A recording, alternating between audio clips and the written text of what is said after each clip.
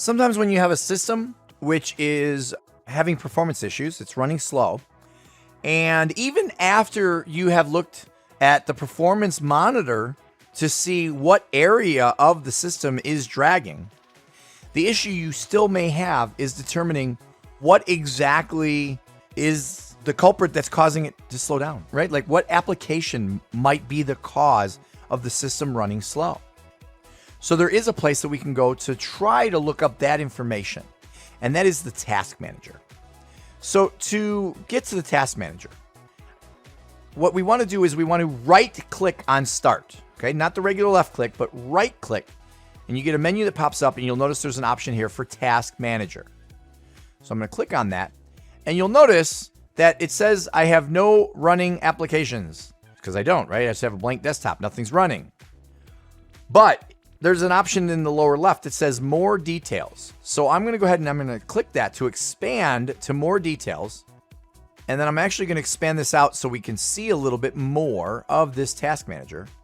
And you'll notice that we now have, first of all, we do have an app running. It's the task manager itself.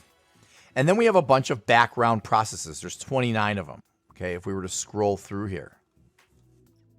And then we have Windows processes, another 96 of those. Okay, and I can just keep scrolling and scrolling and scrolling and scrolling. So we can see a lot of detail.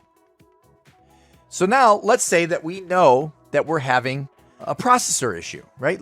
We know that the processor is being heavily tasked, but we don't know what application is causing that to happen or what process is causing that to happen. Well, notice that with each of these apps and processes, there is a column for CPU. Now, my CPU is not being heavily tasked. It's at 3%, 4%, okay? And you can see that the task manager is using like around 1% and a little less than 1%. It looks like there's some anti-malware. It's using a little bit. Oh, there's Microsoft Edge even using up a little bit.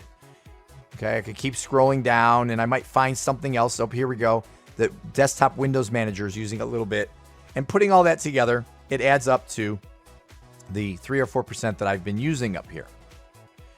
Now, instead of scrolling through, if I really want to see what is, using up the most amount of processor power, I could actually click up here and then it will sort based upon, see there's a little arrow here saying it's now sorting based upon CPU utilization. So I can now see that the task manager is what's using the most right now. Windows, and you'll notice things are bouncing around. And that's because it's dynamic. Literally, as things are using up the processor, they're going to jump to the top of the list or jump up and down the list because we have from the most used down to the least used. And the same thing goes for memory. Let's say that our memory was being used up. You'll see here it says 33% of my memory is being used up right now. Well, let's find out who's the memory hog. So I'm going to click on memory. We're going to sort by that. Now you'll notice this one's not going to bounce around quite as much. It will bounce a little bit. It can as something is using up memory. But for the most part, it's going to stay a little more static.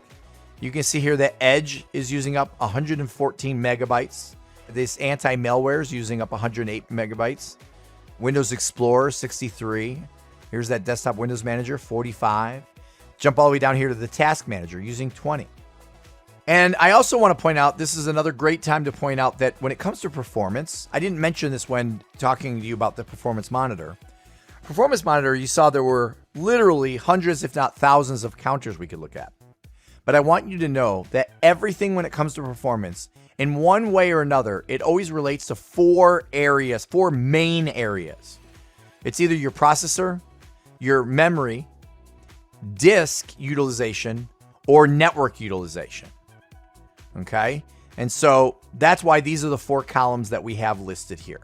So this is a great way by using the task manager. Oh, and I should mention, by the way, it is the processes tab that allows us to see this, because we do have a number of other tabs here as well. And you'll notice one of them even says performance, which might tempt you. And notice when I click on performance, I get those same four areas: CPU, memory, disk, and networking. And you get a quick little chart that looks almost just like what you had in the performance monitor, except for it's much more generic just to these four areas. Okay, so this is how we can go ahead and use the task manager to find out what application or process may be actually slowing down our system.